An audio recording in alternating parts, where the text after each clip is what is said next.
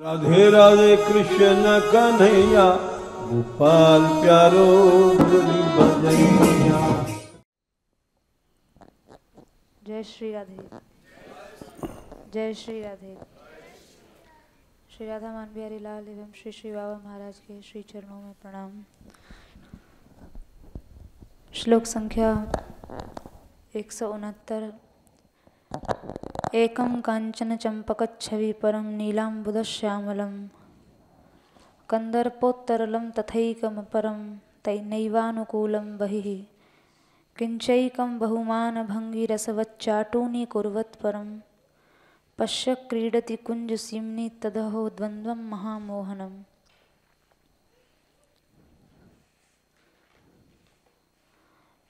ग्रंथकार लीला रस वैचित्र्य के विषय में बता रहे हैं।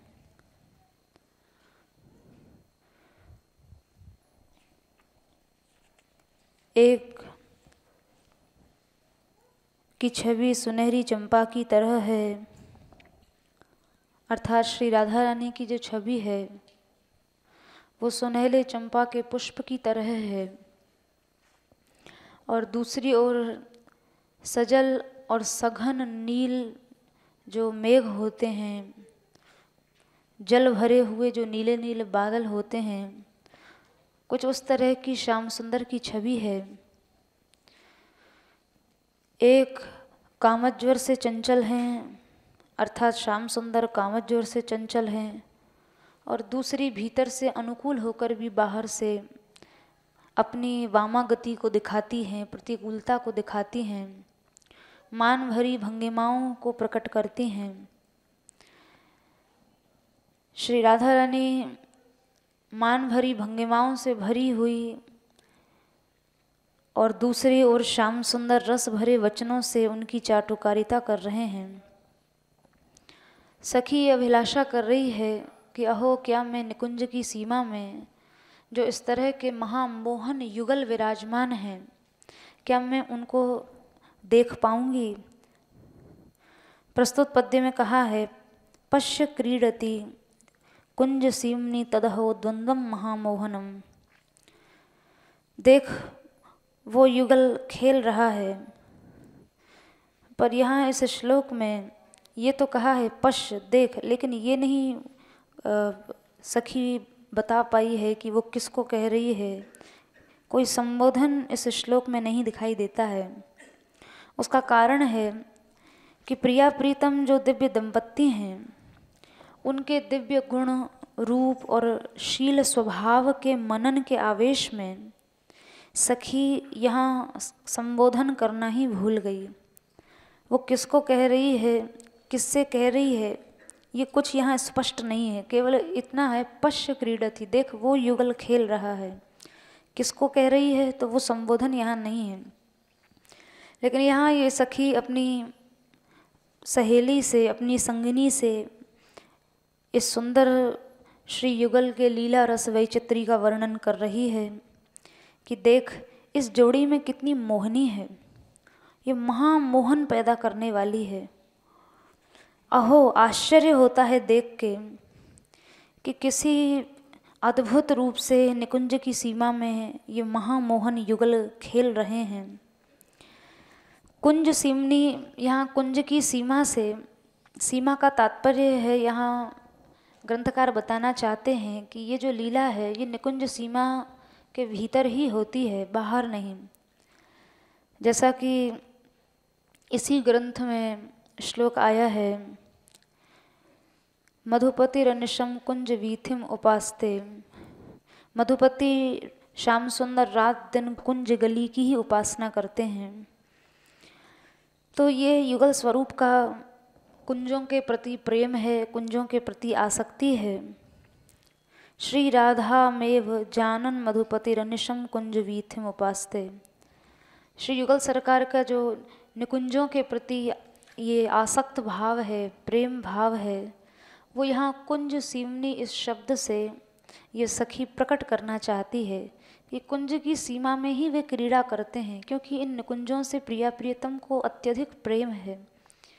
कैसे हैं ये युगल, बोले महामोहनम, द्वंद्वम महामोहनम, दोनों के दोनों मोहकता की तो साक्षात मूर्ति हैं। उन दोनों में से एक की जो छवि है वो सोने के चंपा के फूल जैसी है। इस चंपा के फूल से यहाँ ये सखी बताना चाहती है कि प्रिया जी का जो वर्ण है वो गौर वर्ण है, ऐसा गौर वर्ण जो कुछ सुनहली कांति लिए हुए है। और दूसरी जो ज्योति है वो श्याम वर्ण की है, जैसे नीले बादल होते हैं जो बरसने वाले होते हैं, जिनमें जल भरा होता है, तो सजल मेघवत श्याम सुंदर की का वर्ण है, उनकी कांति है। और दूर से अगर सरसरी निगाह इन दोनों के ऊपर डाली जाए तो इतना ही पता चलता है कि प्रिया जी का जो वर्ण है वो गौर है और प्रियतम का वर्ण जो है वो श्याम है। सखी जब इतना वर्णन उसने कर लिया तो फिर अपनी संगिनी से कहती है, देख फिर से देख, एक जो है वो विहार की अभिलाषा से अधीर है।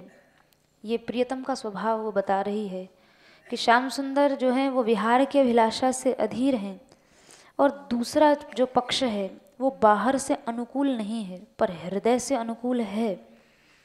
जैसा कि कहा गया है, सभ्रु विभंग मतिरंग निधेह कदाते श्री राधिके नहीं नहीं इति गिरह शृणोमि। श्री राधा रानी भौहें मरोड़कर श्याम सुंदर जब उनसे रस की याचना करते हैं तो मना कर देती है, नहीं नहीं। तो सखी भावना कर रही है कि जब प्रिया जी इस तरह से अपनी प्रतिकूलता दिखा रही होंगी श्याम सुंदर के प्रति और नहीं नहीं ऐसे शब्द का प्रयोग कर रही होंगी, अर्थात रसदान से मना कर रही होंगी, तो प्रिया जी की ये वाणी मैं कब सुनूंगी। तो बाहर से तो ये प्रतिकूलता प्रिया जी दिखाती हैं, लेकिन आंतरिक उनकी बराबर अनुकूलता बनी हुई है। जोई जोई प्यारो करे सोई मोए भावे, भावे मोहे जोई सोई सोई करे प्यारो। ये प्रिया जी की हार्दिक आंतरिक अनुकूलता है। बाहर से ठीक इसके विपरीत आचरण करती हैं, निषेध करती हैं, मना करती हैं रसदान से, लेकिन भीतर से वे रसदान चाहती हैं। और उसके बाद श्री राधा रानी वही बाहरी प्रतिकूलता दिखाते हुए मान की भंगिमाओं से युक्त हो जाती हैं, अर्थात मान लीला भी करती हैं। मान जो है, मन में जो एक गौरव की भावना होती है उसी को मान कहा गया है। श्री राधा रानी के मान करने का जो स्वभाव है उससे इस बात का ये सखी संकेत करना चाहती है कि श्री प्रिया जी में स्वामित्व की भावना विद्यमान है, स्वामित्व भी विद्यमान है। जैसा कि सुधानिधि जी में कहा गया है, भ्रमद भ्रकुटी सुंदरम स्फुरित चारु बिंबाधरम ग्रहे मधुर हुंकृतम प्रणय केली गोपाल कुलम महारसिक मौलिना समय कौतुकम वीक्षितम स्मरामि तव राधिके रति कला सुखम श्रीमुखम। श्री राधा रानी भ्रकुटी घूमती हुई भ्रकुटियों से जो बड़ी सुंदर लग रही हैं, जिनके बिंबा फल के समान लाल लाल सुंदर अधरोष्ठ हैं जो फड़क रहे हैं, और प्रियतम जब उनका हाथ पकड़ लेते हैं तो फिर प्रिया जी मीठी सी हुंकार करती हैं और प्रेम पूर्वक उस प्रेम पूर्ण विहार क्रीड़ा में प्रिया जी कोप की भंगिमा दिखाती हैं, कोप भरा हुआ मुख दिखाती हैं। और श्री राधा रानी के उस कोपित मुख को देख के रसिक शेखर स्वयं श्री कृष्ण भी भयभीत हो जाते हैं, कौतुक के साथ उन्हें देखते हैं। तो रति कला में जो श्री प्रिया जी का ऐसा आनंद देने वाला श्री मुख है उसका मैं ध्यान करती हूँ। ये सुधानिधि जी का ही भाव है। तो यहाँ ये इस बात पर ये उदाहरण दिया है कि श्री राधा रानी का जो मान करने का स्वभाव है उसमें दिखाई देता है कि शिव जी के अंदर स्वामित्व जो है वो विद्यमान है, और ये स्वामित्व श्री प्रियतम के ऊपर भी अपना अधिकार रखता है। तो श्री राधा रानी मान कर लेती हैं, वही जो गौरव मान वही है, अपने अंदर जो गौरव की भावना है, तो मन के गौरव की भावना को ही मान कहा गया है। तो मान कर लेती हैं। फिर श्याम सुंदर उनको रसीली चिकनी चुपड़ी बातों से मनाते हैं। रसवत चाटूनी कुरवत परम, रसवत का अर्थ है प्रियतम ऐसी ऐसी बातें प्रिया जी से बोलते हैं जिससे प्रिया जी का हृदय द्रवित हो जाए, पिघल जाए। तो इससे प्रिया प्रियतम दोनों का ही शील स्वभाव प्रतीत होता है। शील तो दोनों के अंदर ही है। ऊपर से प्रिया जी भले ही प्रतिकूलता का भाव दिखाएं, लेकिन ये प्रतिकूलता भी ज़्यादा देर नहीं ठहरती है, मान भी बहुत देर नहीं चलता है, क्योंकि प्रिया प्रियतम दोनों का जो स्वभाव है वो शील संपन्न है। एक की प्रकृति में आतुरता रहती है, दूसरे की प्रकृति वाम बनी रहती है। एक बरसाऊ बादल की भांति श्यामल है तो दूसरा चंपा के पुष्प की भांति सुनहली है। यहाँ ये जो चंपा के पुष्प की उपमा दी है प्रिया जी के लिए, इससे ये ग्रंथकार बताना चाहते हैं मानो श्री राधा रानी में सहृदयता नहीं है। जैसे कोई धातु की मूर्ति हो तो उस मूर्ति में कोई भाव का संचार नहीं होता, मूर्ति जड़ होती है। तो वैसे ही यहाँ श्री कृष्ण कभी कभी प्रबल रूप से अधीर हो जाते हैं, दिव्य काम से आतुर हो जाते हैं, पर उस प्रबल उत्कंठा का भी प्रिया जी पर कोई विशेष असर नहीं पड़ता है, ऐसा प्रिया जी बाहर से अपने आप को दिखाती हैं।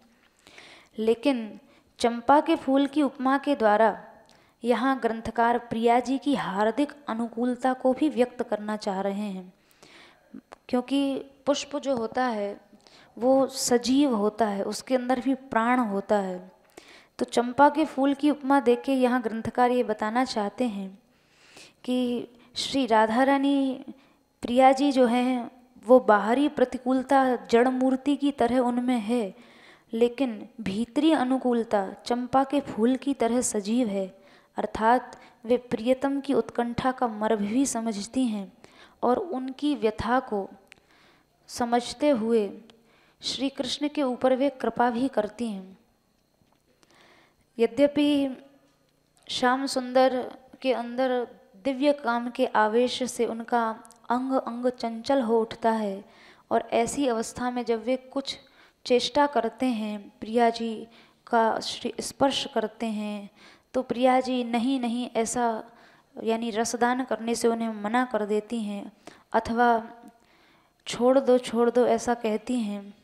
तो प्रियतम की इच्छा के विरुद्ध भी एक दो बात भी कह देती हैं। फिर अंत में प्रिया जी अपना मुंह ढक लेती हैं। इतने से भी जब काम नहीं चलता तो फिर प्रिया जी मान कर जाती हैं। तब रसिक शिरोमणि रसवत चाटूनी बहुत मीठी मीठी रसीली चाटुकारिता भरी बातें करते हैं, उन्हें रिझाते हैं। और इतने से भी काम नहीं चलता तो निज प्रियतमा पदे रस में दधद्य, अपनी प्रियतमा के आनंददायक चरणों में अपना मस्तक ही रख देते हैं। तो इस तरह से यहाँ प्रिया जी का दोनों प्रकार का भाव बाहर से प्रतिकूलता का है, लेकिन हृदय से प्रिया जी बहुत ही प्रियतम के एकदम अनुकूल हैं। अर्थात जो प्रियतम के अंदर अभिलाषा उठती है उसी अभिलाषा की पूर्ति के लिए श्री प्रिया जी तत्पर देखी जाती हैं। ये तो हार्दिक अनुकूलता है, पर बाहर से ठीक इसके बिल्कुल विपरीत आचरण प्रिया जी प्रतिकूलता का रखती हैं, दिखाती हैं। तो इस तरह से प्रिया जी के स्वभाव का वर्णन यहाँ ग्रंथकार ने किया, जिस स्वभाव में मान है, वामता है, दीनता भी है। लेकिन ये सब जो भाव हैं ये सब एक रसोद्बोधन की एक क्रमिक प्रक्रिया है, अर्थात रस उत्पत्ति के लिए क्रम से ये सब होने नितांत आवश्यक हैं। शुष्क जन ये तर्क कर सकते हैं कि जब युगल विग्रह में एक ही रस का संचार होता है तो फिर मान प्रतिकूलता ये सब भाव कैसे संभव है। आप कहते हैं कि श्री युगल सरकार दोनों में एक ही रस बह रहा है। जब एक ही रस बह रहा है तो फिर जो प्रियतम चाहते हैं वह प्रिया जी उनको उस तरह से रसदान क्यों नहीं कर देती हैं। फिर प्रिया जी के अंदर मान, ये सब वामता आदि ये सब भाव क्यों देखे जाते हैं। और आप कहते हैं कि प्रिया जी तो बड़ी कोमल हैं, तो इस बात का क्या समाधान है। तो बोले कोमलता का अर्थ है कठोरता का त्याग। तो ये बात प्रिया जी में निश्चित रूप से घटती है, क्योंकि जैसा कि प्रसिद्ध है शिरीष का फूल भौरे के पैर के भार को तो सह सकता है, पर पक्षी के पैर के भार को नहीं सह सकता, इतना वो कोमल होता है शिरीष का फूल। तो ऐसे ही प्रिया जी जो हैं वो बड़ी कोमल हैं। तो जब कोमल हैं तो फिर मान आदि लीलाएं कैसे करती हैं। तो यहाँ ये बताना चाहते हैं कि श्री राधा रानी मान करती अवश्य हैं, लेकिन इस वामा स्वभाव को दीर्घ काल तक नहीं रख सकती हैं, बहुत देर तक नहीं रख सकती हैं। मान करती भी हैं तो थोड़े से प्रियतम के मनाने पर ही श्री प्रिया जी अपने मृदु व्यवहार पर उतर आती हैं। और ये जो मान भी है ये भी इसलिए है ताकि रस की वृद्धि हो और प्रियतम को संतोष हो। यदि राधा रानी सर्वदा ही माननी बनी रहेंगी, सर्वदा ही वाम स्वभाव दिखाएंगी, तो जो बाकी की लीलाएं हैं, निकुंज लीला है, जल विहार लीला है, पुष्प चयन है, झूलन है, रास है, तो हमेशा अगर मान में रहेंगी तो ये सब लीलाएं कैसे संपन्न होंगी। तो मान आदि जो लीलाएं हैं ये सब रसवर्धन के लिए, ये सर्वदा मान ही नहीं रहता है। तो मान के बाद कोमलता को फिर प्रिया जी अपना लेती हैं और फिर से प्रियतम के साथ मृदु व्यवहार पर उतर आती हैं। तो इस तरह का प्रिया जी का मान होता है। तो रसवर्धन के लिए प्रिया जी मान तो करती हैं, चूँकि हार्दिक रूप से तो वो प्रिय के अनुकूल ही हैं, अतः दीर्घ काल तक वो मान नहीं होता है। जब प्रियतम रस भरी चाटुकारिता करते हैं तो प्रिया जी मान तोड़ देती हैं। प्रिया जी के हृदय में पूर्ण कृपा का भाव भर आता है और फिर वे विहार के द्वारा प्रियतम की अभिलाषा को पूर्ण करती हैं। इसी लीला को ध्यान में रखते हुए यहाँ कहा है, पश्य क्रीडति, सखी कह रही है, पश्य क्रीडति कुंज सीमनी तदहो द्वंद्वम महामोहनम। देख देख ये दोनों महामोहन युगल इस कुंज की सीमा में, आश्चर्य है कितना सुंदर क्रीड़ा कर रहे हैं, कैसे खेल रहे हैं। तो इस तरह से वो सखी इस युगल रस वैचित्री का वर्णन अपनी सखी से की है। और इसके बाद प्रिया जी ने जो अनुकूल क्रीड़ा प्रियतम के साथ की है, एकांत निभृत निकुंज के एकदम मध्य भाग में, फिर उसका वर्णन आगे ये सखी अग्रिम श्लोक में कर रही है। विचित्र रति विक्रमम दधन क्रमादाकुलम महामदन वेगतो निभृत मंजू कुंजोदरे अहो विनयमय नवम किमपि नीलपीतम पटम मिथो मिलित मदभुतम जयति पीत नीलम महः। श्लोक संख्या 170। इस श्लोक में श्री युगल सरकार जो रति क्रीड़ा किए हैं उसका बड़ा ही विलक्षण जो अनुभव इस सखी ने किया है उसका वर्णन यहाँ कर रही है। एकदम एकांत कुंज के किसी भीतरी भाग में काम के महावेग से व्याकुल दोनों प्रिया प्रियतम क्रम से जिनके अंदर व्याकुलता पैदा हो रही है और जो रति के पराक्रम को दिखा रहे हैं, किसी अनिर्वचनीय ढंग से जिन्होंने अपने वस्त्रों की अदला बदली कर ली है, इस प्रकार निभृत निकुंज मंदिर में अद्भुत अलौकिक रूप से मिली हुई कोई अनिर्वचनीय नीली और पीली ज्योति विजय को प्राप्त हो रही है। प्रस्तुत पद्य में श्री प्रिया प्रियतम को यहाँ नीली और पीली ज्योति कहा है और उस नीली पीली ज्योति की जयकार की है। जयति पीत नीलम ह, अद्भुत पीले और नीले तेज की जय हो। कैसा तेज है? जो रमणीय कुंज में रति संबंधित विचित्र शूरता दिखा रहा है, अर्थात ये नीला और पीला तेज यानी प्रिया प्रियतम रति क्रीड़ा में बड़े ही शूर हैं। यहाँ ये निभृत निकुंज का विहार चल रहा है। कैसा है वो निकुंज? निभृत मंजू कुंजोदरे। मंजू का अर्थ होता है मनोहर। कुंजे अर्थात ये जो कुंज हैं उस कुंज के उदरे माने एकदम मध्य भाग में, बीचों बीच। कैसी कुंजे हैं? मंजू हैं अर्थात बड़ी मनोहर हैं, मन को हर लेने वाली हैं। उनकी जो बनावट है, उन निकुंजों को देखने से ही विविध काम कलाओं का उद्दीपन प्रिया प्रियतम के अंदर हो जाता है, अर्थात विहार की इच्छा पैदा हो जाती है इन कुंजों को देखते ही। और प्रिया प्रियतम द्वंद्व युद्ध के लिए जो बड़ी उपयुक्त कुंजें हैं उन कुंजों के मध्य में चले जाते हैं। इनको कुंज नहीं, इनको पवित्र रणतीर्थ कहना चाहिए, क्योंकि यहाँ तीर्थ इसलिए है क्योंकि ये प्रिया प्रियतम को बहुत प्रिय है और यहाँ वे सुरत संग्राम करते हैं इसलिए बड़ा पवित्र है। और रण तीर्थ इसलिए कहा है क्योंकि यहाँ प्रिया प्रीतम दोनों अपनी शूरता दिखाते हैं। कैसा है ये? विचित्र रति विक्रमम, यहाँ बड़ी विचित्र विचित्र रति का पराक्रम, विहार का पराक्रम दोनों प्रिया प्रीतम दिखाते हैं। विचित्र इसलिए है क्योंकि सखियाँ भी जब देखती हैं तो आश्चर्य में पड़ जाती हैं कि ये रति कला कौशल प्रिया जी ने अथवा प्रियतम ने कहाँ से सीख लिया। इस पराक्रम का स्वरूप ये है कि शरीर के सब आवरणों को हटा के श्री प्रिया प्रियतम का अंग एकाकार हो जाता है। अर्थात यहाँ जो निभृत निकुंज में जो विहार प्रिया प्रियतम कर रहे हैं उसमें निरावरण एकाकारता प्रिया प्रियतम की हो जाती है। श्री प्रिया प्रीतम का श्री अंग भी एक हो जाता है।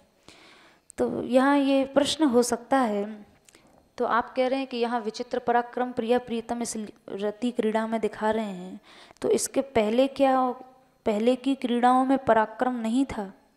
तो बोले महामदन वेगतः, यहाँ ये जो पराक्रम है ये दिव्य काम के प्रबल वेग से आया है। वेग जो है वो शरीर में हमेशा नहीं रहता है, काम आदि और अंत से युक्त होता है, जबकि प्रेम में कोई अवधि नहीं होती है। प्रेम हमेशा बना रह सकता है पर काम हमेशा नहीं बना रह सकता। काम की उत्पत्ति और अवसान का एक निश्चित समय होता है। तो यहाँ जो प्रिया प्रीतम ने रति क्रीड़ा में पराक्रम दिखाया है वो पराक्रम इसलिए है क्योंकि यहाँ महामदन वेगतः, काम के वेग में ये क्रीड़ा हुई है, दिव्य काम के वेग से। और वेग जो है वो इच्छा में अनुकूल समय को पाकर होता है। यदि वेग न हो तो दोनों अपने अपने वश में रहते हैं, पर यदि वेग आ जाए तो पराधीन से होकर प्रिया प्रीतम क्रीड़ा करते हैं। इसलिए यहाँ विचित्र पराक्रम प्रिया प्रीतम का इस क्रीड़ा में देखने को मिला है क्योंकि यहाँ दिव्य काम का वेग है। रति के लिए पराक्रम तो दोनों में हमेशा ही रहता है, पर वेग को पाकर वो रति जो है वो क्रियात्मक हो जाती है। तो इस तरह से रति विक्रम को युगल सरकार ने धारण कर रखा है। जिस तरह से समुद्र के जल में समय समय पर ज्वार आता है, वैसे यहाँ भी काम का आवेश अंतरंग क्रीड़ा के अवसर पर आता है। और जब वो आवेश नहीं होता है तो अन्य लीलाएं होती हैं, आनुषंगिक लीलाएं होती हैं। और जब वो आवेश आता है तो फिर विलक्षण रति क्रीड़ा होती है। तो पराक्रम जो है युगल सरकार इतने सुकुमार हैं कि सुरत के श्रम को भी सहन नहीं कर पाते हैं। पराक्रम दिखाई दे रहा है पर सुकुमार इतने हैं कि वो सुरत की थकान को भी सहन नहीं कर पाते। फिर भी वो जो सहन करते हैं यही उनका पराक्रम है। तो पराक्रम और सौकुमार ये दोनों अलग अलग गुण हैं।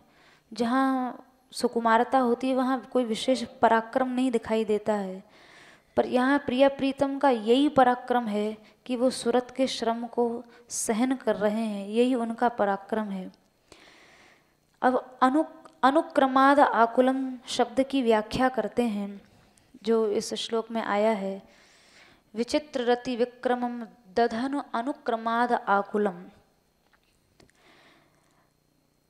प्रिया प्रियतम को दिव्य काम ने क्रम से व्याकुल बना दिया है। तो वो क्रम क्या है? जैसे पूर्व श्लोक में कह चुके हैं कि श्याम सुंदर कामावेश से चंचल होते हैं और राधा रानी का रुख उनके विरुद्ध हो जाता है। तो पहले श्याम अपनी चंचलता प्रकट करते हैं, प्रिया जी के मन को क्षुब्ध कर देते हैं। परिणाम में राधा रानी निषेध द्वारा अपना विरोध प्रकट करती हैं, अर्थात श्याम सुंदर रस मांग रहे हैं, श्री जी देने से मना कर रही हैं। प्रियतम फिर चंचलता दिखाते हैं, प्रिया जी फिर निषेध कर देती हैं। प्रियतम फिर चिकनी चुपड़ी बातें करते हैं, प्रिया जी फिर मुस्कुरा देती हैं। फिर प्रेमालाप करते हैं, फिर श्याम सुंदर अनुनय विनय करते हैं, विश्वास जताते हैं, कौतुक करते हैं, स्पर्श करते हैं, कहीं चुंबन आलिंगन।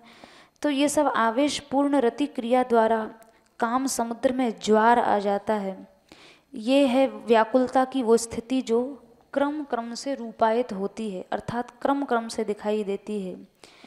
तो यहाँ व्याकुलता कहने का तात्पर्य ये है कि एकदम व्याकुलता नहीं आ जाती है, क्रम क्रम से व्याकुलता आती है। जैसे प्रियतम ने रसदान की याचना की, प्रिया जी ने नहीं दिया, फिर श्याम सुंदर ने चिकनी चुपड़ी बातें की तो प्रिया जी मुस्कुरा गईं, फिर उन्होंने अनुनय विनय किया।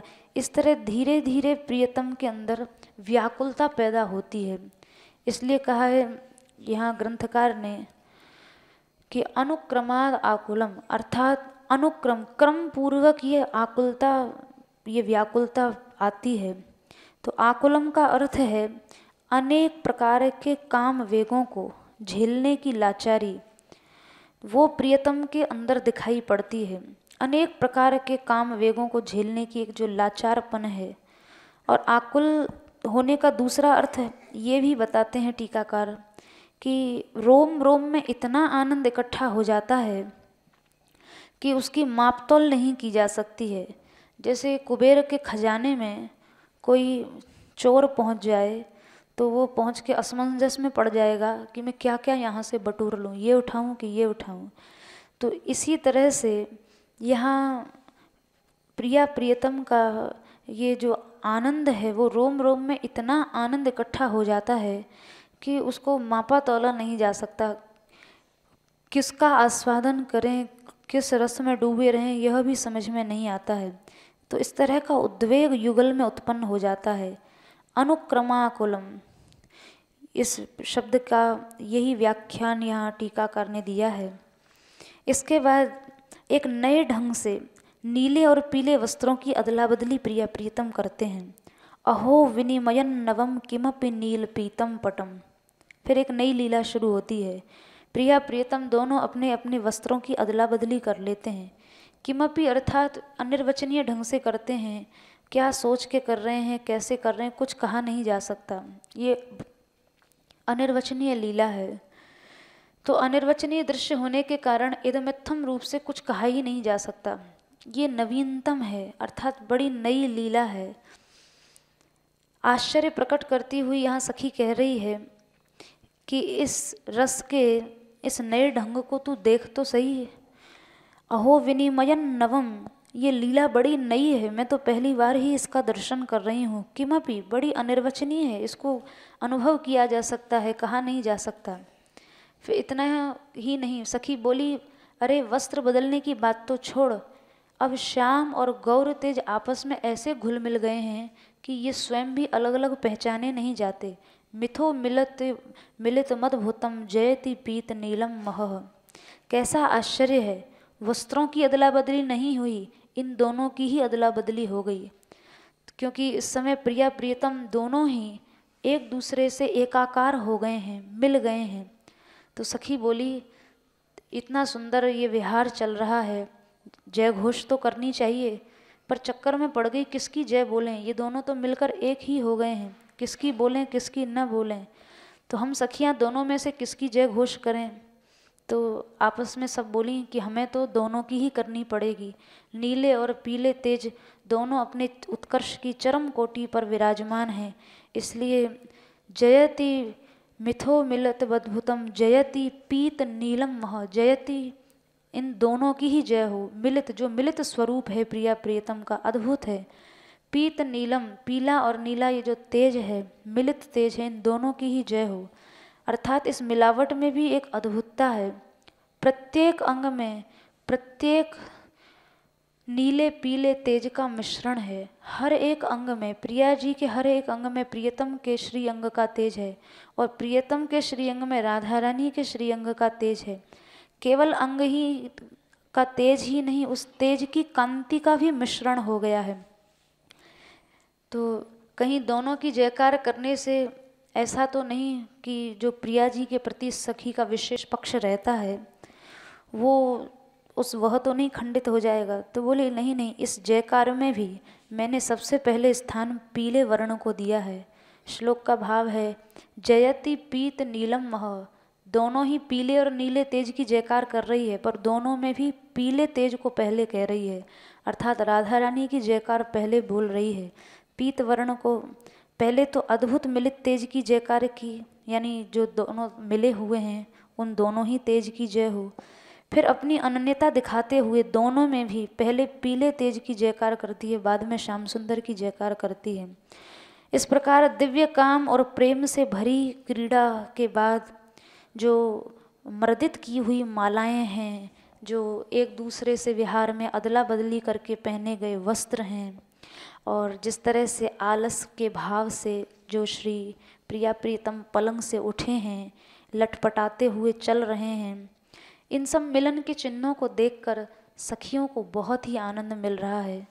इनके हृदय और नेत्र परम सुख का अनुभव कर रहे हैं। तो इस तरह से मिलन के बाद प्रिया प्रियतम कदम्ब वन की शोभा निहारने के लिए चले हैं। उस निभृत निकुंज से बाहर निकल के आए हैं और वहाँ प्रिया प्रीतम ने एक एक बाँह एक दूसरे के कंधे को इस तरह से लपेटी हुई है कि एक दूसरे पर एक दूसरे का रंग संक्रांत हो गया है, चढ़ गया है।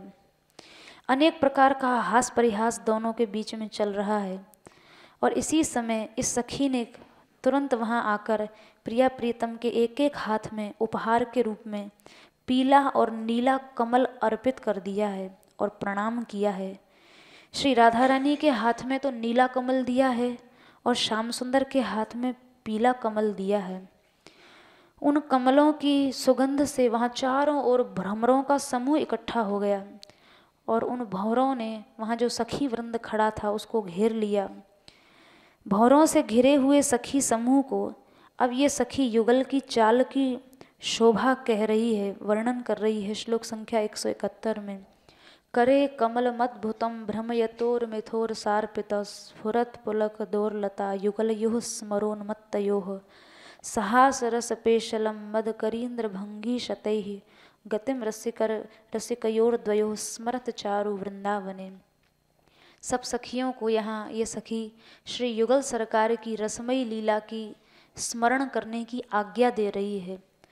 श्लोक का भाव है, हे रसिक सखियों, तुम सब सुंदर वृंदावन में रसीली हंसी से सुंदर दिखते हुए दोनों रसिकों की चाल ढाल का स्मरण करो। रसिक कहकर यहाँ इन सखियों को या साधकों को यहाँ रस के आस्वाद में निपुण बताया गया है, अर्थात तुम रस का आस्वादन करने में निपुण हो, इसलिए प्रिया प्रियतम की चाल ढाल का स्मरण करो। कैसे वृंदावन में चल रहे हैं, कैसे हंस रहे हैं। श्री वृंदावन को यहाँ चारु वृंदावने कहा है। कैसा वृंदावन है? चारु है, बहुत सुंदर है।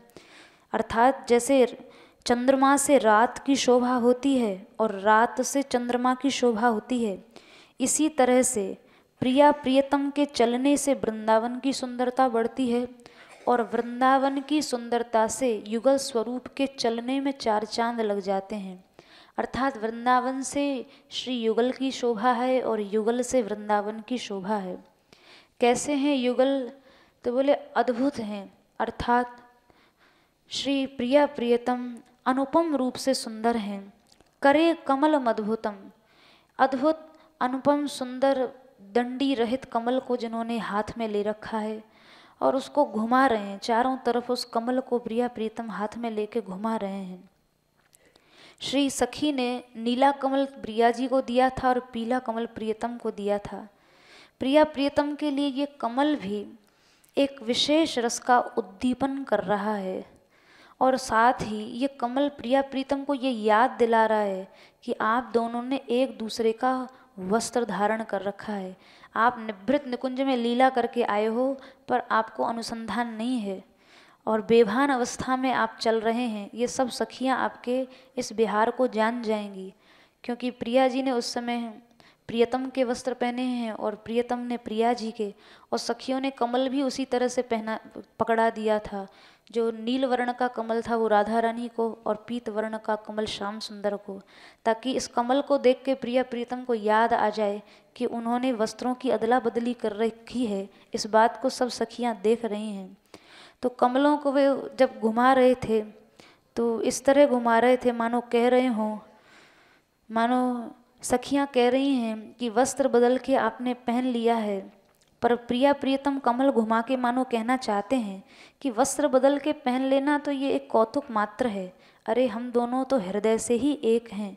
वस्त्रों का अदला बदली तो ये तो दिखाने भर का एक मजाक है, परिहास है, बल्कि ये कहना चाहिए कि कमल को घुमाना आप लोगों को घुमाना है। मानो प्रिया प्रीतम कमल घुमा के सखियों को घुमा रहे हैं, सखियों को चक्कर में डाल रहे हैं, अद्वैत के चक्कर में डाल रहे हैं। हम दोनों तो एक ही हैं, हम अदला बदली क्या करेंगे, हम दोनों में कोई भिन्नता नहीं है। तो इस तरह से एक हाथ में तो कमल है प्रिया प्रियतम के, और दूसरा हाथ जो है वो एक दूसरे के कंधे पे रखा है। जैसे लताएं वृक्षों से मिलके रोमांचित हो जाती हैं, ऐसे लता जैसी जो इनकी भुजाएं हैं वो एक दूसरे से मिलके रोमांचित हो रही हैं। अभी अभी निभृत निकुंज की क्रीड़ा, सुरत क्रीड़ा समाप्त हुई थी, फिर भी जो प्रिया प्रीतम के जो रोम खड़े हो रहे हैं, रोमावली मंडित भुजाएं हो रही हैं, वो ये बात सूचित करती हैं कि सुरत की क्रीड़ा की अभिलाषा और प्रेम तो असीम है, अभी अभी पूरा हुआ है, पर फिर भी तृप्ति नहीं है, ये और अभिलाषा लिए हुए है। बाहों को लता इसलिए कहा है क्योंकि वो लता की तरह ही एक दूसरे से लिपटी हुई थीं, और एक दूसरे के कंधे पर रखने का भाव ये है मानो प्रिया जी की भुजा श्याम सुंदर के कंधे पर है और श्याम सुंदर की भुजा प्रिया जी के कंधे पर है, मानो दोनों ने एक दूसरे को एक दूसरे का अर्पण कर दिया है, समर्पण कर दिया है। एक दूसरे की भुजा एक दूसरे को देकर अब अपना कोई स्वत्व नहीं रहा, अब जो कुछ है वो आपका है, जो भुजा जिससे लिपटी है उसी की हो गई है। मिथः अर्थात परस्पर बाहों की अदला बदली हो गई है। जिन्हें दोनों भुजाएं न कहकर भुज लता युगल यहाँ ग्रंथकार ने कहा है। तात्पर्य यह है कि दोनों ओर गौर और श्याम भुजाएं लिपटी हुई दिखाई देती हैं, दोनों ओर गौर भुजा है और श्याम भुजा है, और इस तरह से उस समय प्रिया प्रियतम जो हैं वो मद के आवेश में दिखाई पड़ रहे हैं। इसलिए यहाँ शब्द आया स्मरोन्मत्त, अर्थात दिव्य काम से, दिव्य प्रेम से उस समय प्रिया प्रियतम उन्मत्त हैं। अथवा यहाँ स्मर उन्मत्त कहने का एक ये भी अर्थ है, स्मृ धातु से स्मर शब्द का यदि अर्थ लगाएं तो अब तक जो अनुभव की गई लीलाएं हैं उन लीलाओं के स्मरण से प्रिया प्रियतम को बड़ा आनंद हो रहा है, और उस आनंद से प्रिया प्रियतम मत्त हैं। यानी जो अभी निभृत निकुंज में लीला की है उस लीला की याद आने से प्रिया प्रीतम उसमें मत्त हो रहे हैं। एक दूसरे को चितवन से देखते हैं, अनेक प्रकार के हाव भाव व्यक्त करते हैं। अद्भुत कमल को देखकर अपने वस्त्रों की अदला बदली का जो उनको स्मरण हुआ, याद आई, तो प्रिया प्रीतम को हंसी आ गई, और परिणाम यह हुआ कि सहास रस पेशलम, उस हंसी से वे बड़े सुंदर लगने लग गए। हंसते हुए दोनों को देखते हैं, फिर कभी सखियों की ओर देखते हैं तो कभी आंखें झुका लेते हैं। इस तरह से श्री युगल सरकार उस हास से और रस से बड़े मनोहर दिखाई पड़ रहे हैं। वे बड़े प्रसन्न हैं कि ये बात उनकी चाल से पता चल रही, जिस तरह से श्री राधा रानी और श्याम सुंदर चल रहे हैं उनकी गति से ही पता चल रहा है कि इस समय वे बड़े प्रसन्न हैं। हंस हंस के नेत्रादि अंगों से रसभीनी चेष्टाएं कर रहे हैं, चितवन से देख रहे हैं, और उस समय वृंदावन भी कैसा सुंदर लग रहा है। उस जैसे मधुर स्थान के प्रभाव से दंपत्ति की चाल की शोभा बढ़ गई है, अर्थात प्रिया प्रीतम चल रहे हैं तो वृंदावन की शोभा बढ़ रही है, और वृंदावन में चलने से प्रिया प्रियतम की शोभा बढ़ रही है। सखी कह रही है उस समय को याद करो और बार बार उस शोभा का दर्शन करके अपने हृदय में स्थान देकर उस आनंद का उपभोग करो। कैसी गति है प्रिया प्रियतम की उस समय जब वृंदावन में चल रहे हैं, तो बोले मद करींद्र भंगी शतैः। मद करींद्र अर्थात जो मतवाला हाथी होता है, करी कहते हैं हाथी को, और उसमें भी जो इंद्र अर्थात जो हाथियों, मतवाले हाथियों में भी जो श्रेष्ठ है, मतवाले हाथी की भांति युगल सरकार की चाल है। युगल सरकार और गजराज के बीच में समानता, समान धर्म का निर्देश किया गया है।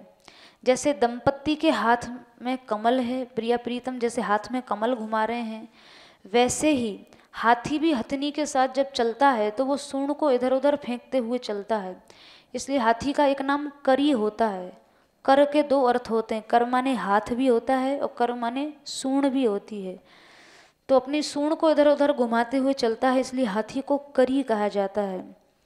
तो वन में जो जंगल में विचरण करने वाला हाथी होता है उसकी चाल बड़ी सुंदर होती है। तो इसी तरह यहाँ राधा कृष्ण जैसे जो गजराज युगल हैं, जो दो हाथी हैं, वो जब विचरण के लिए वृंदावन जैसे सुंदर वन में निकले हैं तो उनकी अपूर्व शोभा हो रही है। और ये बात संसार में प्रसिद्ध है कि हाथी के अंदर काम वासना बड़ी प्रबल होती है। एक प्रमाण के अनुसार हरिण, हाथी, पक्षी और भौरे, इनमें कामेच्छा अपेक्षाकृत अधिक होती है, अन्यों की अपेक्षा अधिक होती है। तो वैसे ही यहाँ प्रिया प्रियतम, ये तो सामान्य काम के उदाहरण थे, पर यहाँ जो प्रिया प्रियतम हैं ये तो दिव्य काम के स्वरूप हैं। और उनमें भी ये इनके अंदर इस समय दिव्य काम का वेग है और मतवाले हाथी की भांति हाथ में कमल घुमाते हुए चल रहे हैं। जैसे हाथी के शरीर में रोमांच होता है, ये प्रसिद्ध है कि मद झरता है, ऐसे ही यहाँ भी इनका जो श्रीअंग है वो रोमांच से भरा हुआ है। तो मद करींद्र भंगी शतई, हाथी के जैसे गंडस्थल पर भौरे मंडराते हैं, यहाँ युगल सरकार का मुख भी बालों से घिरा हुआ है अथवा उनको सखियाँ घेरे हुए हैं। तो यहाँ एक बड़ा सुंदर एक रूपक अलंकार टीकाकार ने दिया है हाथी से, और उसको उस समय की जो छवि है प्रिया प्रीतम की, जिस तरह चल रहे हैं और रोमांचित हो रहे हैं, उसका बड़ा सुंदर वर्णन टीकाकार ने किया है। प्रेम भाव से भरे हुए इस तरह युगल स्वरूप की एकांत कुंज में से बाहर निकलने की शोभा का वर्णन ग्रंथकार ने किया। और उसी में अपना जो सेवा का अधिकार है और अपनी जो सेवा की इच्छा की भावना है, उसकी आकांक्षा भी ग्रंथकार ने साथ में ही प्रकट कर दी। खेलन मुग्धाक्षी मीन स्फुरदधर मणि विद्रमश्रोणि भारत द्वीपायामोत्तरंगस्मर कल भकटाटोपवक्षोरुहायाः गंभीरावर्तनाभिर्बहल हरि महाप्रेम पीयूष सिंधोः राधायाः सत्पदाम्भोरुह परिचरणे योग्यतामेव मृग्ये। श्री राधा रानी के चरण कमलों की सेवा की योग्यता मुझे प्राप्त हो, ऐसी प्रार्थना श्री पदारविंदों की सेवा की चाह यहाँ ग्रंथकार कर रहे हैं। इस श्लोक में राधा रानी के विषय में बताया है कि श्री राधा रानी कौन है। कृष्ण प्रेम की समुद्र ही राधा हैं, जिनमें उनके दो भोले नेत्र ही दो चंचल मछली हैं।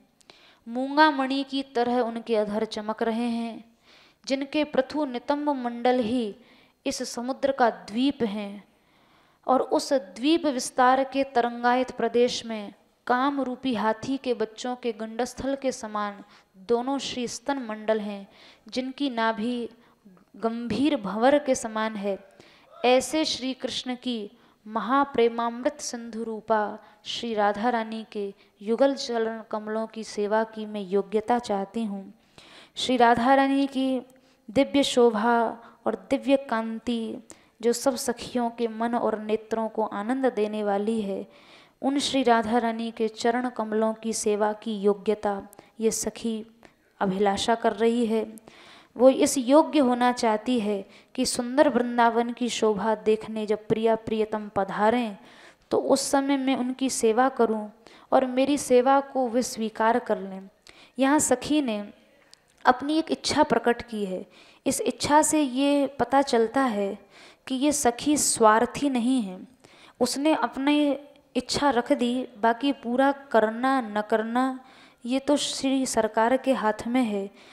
पूरा करना उचित है या नहीं करना उचित है ये तो हे स्वामिनी जी आप ही जानती हैं। मैंने तो बस एक इच्छा व्यक्त की है। जैसा कि शतक में भी लिखा है, सखियाँ श्री प्रिया प्रियतम की सेवा करती हैं। जब प्रिया प्रियतम उत्कट आनंद में विवश हो जाते हैं, हंस हंस के कभी एक दूसरे के अंगों पर गिरते हैं, पड़ते हैं, और जब उनको अपना अनुसंधान नहीं रहता है, ऐसे समय में सखियाँ उनको भोग लगाती हैं, वस्त्र आभूषण का समीकरण करती हैं, धारण कराती हैं।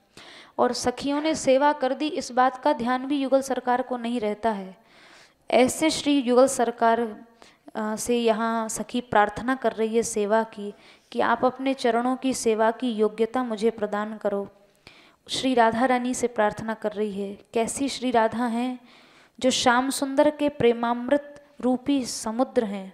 कृष्ण का प्रेम जो है, कृष्ण प्रेम का जो समुद्र है वही श्री राधा हैं। और उस कृष्ण प्रेमामृत रूपी समुद्र राधा में दो भोली भाली नेत्र रूपी मछलियाँ खेल रही हैं। खेलन मुग्धाक्षी मीनस, दो मछलियाँ खेल रही हैं। श्री जी के नेत्र ही वो दो मछली हैं। सखियाँ जब आँखों के इशारे से मुस्कुराते हुए एक दूसरे के भावों के संदेश को भेज रही थीं। अब राधा रानी हैं तो भोली, फिर नेत्रों में चंचलता कहाँ से आ गई? तो उसका कारण यहाँ टीकाकार दे रहे हैं कि एक ओर तो प्रिया जी श्याम सुंदर की चितवन में प्रियतम के साथ भावों का विनिमय करती हैं, दूसरी ओर अपनी दृष्टि से सखियों पर भी कृपा करती हैं। तो कभी प्रियतम को देखना पड़ता है, कभी सखियों को देखना पड़ता है। तो इसी कार्य में श्री राधा रानी के नेत्र चंचल से दिखाई पड़ते हैं, कभी प्रियतम को देख लेती हैं, कभी सखियों को। तो इस चंचलता के कारण ऐसा लग रहा है जैसे प्रिया जी के नेत्र रूपी मछली लहरों में वहाँ मडरा रही हैं अथवा चक्कर काट रही हैं। तो उस समय जो प्रिया जी के मुख का भोलापन है, जो सौंदर्य है, वो देखते ही बनता है। तो प्रिया जी उस समय कुछ कहना चाहती थी, पर आंखें कभी प्रियतम को देख रही हैं, कभी सखियों को देख रही हैं। आंखों के इस गोरख धंधे में फंस जाने के कारण प्रिया जी को अपनी वाणी को स्थगित करना पड़ा। हुआ ये कि राधा रानी रूपी समुद्र में श्री जी के अधर रूपी मूंगा मणि दुलकने लगे, अर्थात चमकने लगे। बोलना चाहती थीं, पर गंभीर हैं और बड़ी उदार प्रकृति हैं श्री जी की है, इसलिए श्री जी की वाणी रुक गई। तो वाणी जब रुकी, बोलना चाहती थी पर वाणी रुक गई, तो ओठ फड़कने लगे। तो ओठों का केवल फड़कना भर दिखाई पड़ा। तो उससे ऐसा लगा जैसे मूंगा की जो कांति छिटकती है, उस कांति में एक स्पंदन होता है। वैसे ही ओठ की मूंगा से उपमा देकर उन ओठों की चमक और ओठों की लालिमा को यहाँ ग्रंथकार बताए हैं। फिर प्रिया जी की आलस भरी धीमी धीमी चाल का वर्णन कर रहे हैं। जब प्रिया जी चल रही हैं तो विशाल नितंबों की शोभा हो रही है, जैसे पानी में द्वीप होता है, द्वीप की भांति उनके नितंबों का विस्तार है। रूप और प्रेम की जलराशि के बीच में वो नितंब उन्नत से दिखाई पड़ते हैं। जैसे द्वीप का आधार पानी होता है, वैसे ही यहाँ प्रिया जी के जो नितंब मंडल हैं, उनका आधार पानी नहीं है, उनका आधार प्रेमामृत है। और प्रेमामृत का आधार होने से ये राधा रूपी समुद्र से श्री राधा रानी के जो श्री नितंब मंडल हैं वो अलग नहीं हैं। श्याम सुंदर की इनको श्रोणी भार कहा। श्याम सुंदर की अभिलाषा के विषय हैं, पर श्री राधा रानी बड़ी सुकुमारी हैं। तो सुकुमारी हैं इसलिए उनके लिए तो ये एक प्रकार का भार ही है, इसलिए यहाँ ग्रंथकार ने उनको श्रोणी भार कहा। तात्पर्य ये है कि प्रिया जी इतनी सुकुमार हैं कि प्रियतम की भावात्मक अभिलाषा का भार ही उनसे धारण नहीं होता, नितंबों का भार वे वहन कर रही हैं, बड़ी सुकुमारी हैं। फिर श्री प्रिया जी के उन्नत श्री वक्षस्थल का वर्णन किया है। जैसे प्रेम समुद्र में कामदेव रूपी शिशु हाथी डूबता है पर पार नहीं पाता है, वैसे ही प्रियतम का जो मन है वो शिशु हाथी है। सब अंग तो डूब गए, केवल एक गंडस्थल ही बाहर निकला हुआ दिखाई देता है। उसी की ऊंचाई को लक्ष्य करके उसे वक्षोरुह शब्द का प्रयोग किया है। प्रिया जी की गहरी भंवर के समान सुंदर नाभि है। प्रियतम के प्रेम में कोई गंभीर विलक्षणता है जिसका निर्देश भंवर के रूप में किया है। तात्पर्य ये है कि राधा रानी के सब अंगों का निर्माण श्याम सुंदर के प्रेम से ही हुआ है। इसी कारण प्रियतम के हृदय में जो अभिलाषा उठती है, उसी की पूर्ति के उपयुक्त प्रिया जी के उन अंगों में तदनुसार चेष्टाएं होने लग जाती हैं। जैसे प्रियतम की लालसा चितवन और कटाक्षों का सौंदर्य का उपभोग करने की हो, तो उस इच्छा के होते ही राधा रानी के नेत्रों की क्रीड़ा आरंभ हो जाती है। प्रियतम की इच्छा प्रिया जी के अधरपान करने की हो तो प्रिया जी के नेत्र श्री प्रिया जी के ओष्ठ फड़कने लग जाते हैं। प्रियतम की इच्छा सुरत लीला की हो तो श्री प्रिया जी की उनके लिए स्वीकृति प्राप्त हो जाती है। तो इस तरह से श्री राधा रानी के अंगों द्वारा व्यक्त होने वाले जो भाव हैं, सखी ने जो पढ़ लिए हैं, श्री जी के अंगों के जो भाव हैं, तो उनको सखी ने कहीं मीन कह के, कहीं मूंगा कह के, कहीं द्वीप कह के अनेकानेक सुंदर उपमानों में उनको छिपा कर रख दिया है।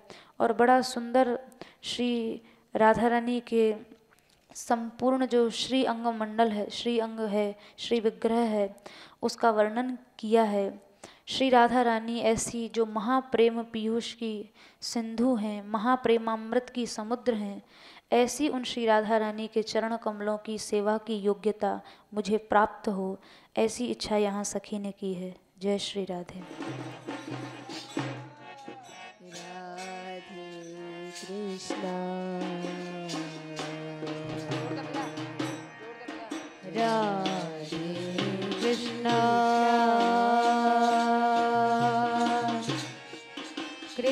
कृष्णा कृष्णा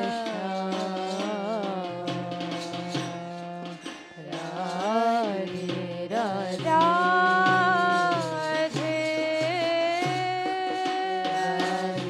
श्यामा श्यामा राधे श्यामा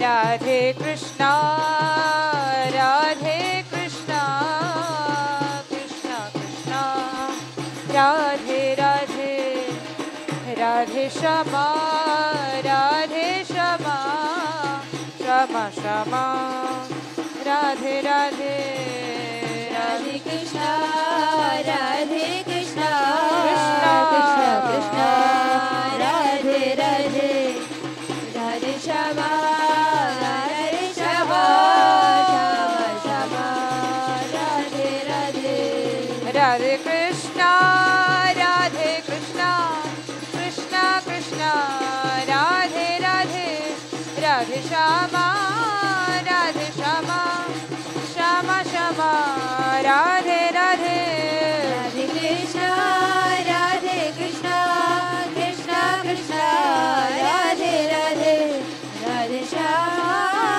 राधे श्यामा श्यामा श्यामा राधे राधे राधे कृष्णा राधे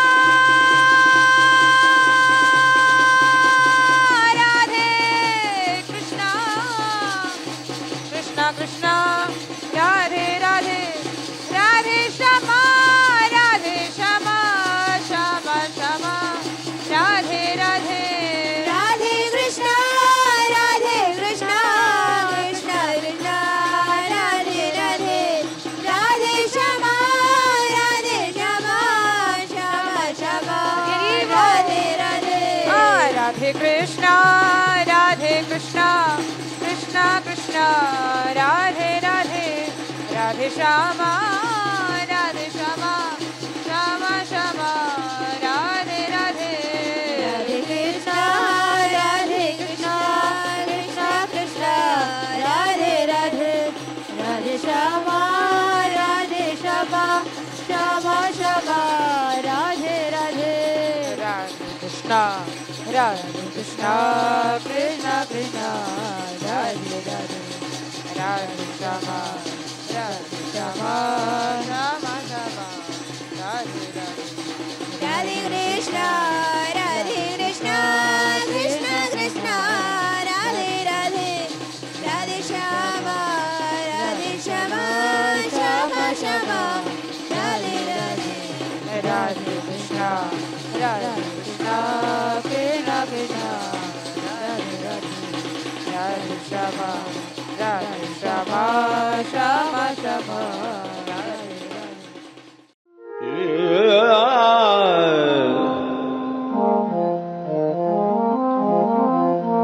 Yeah.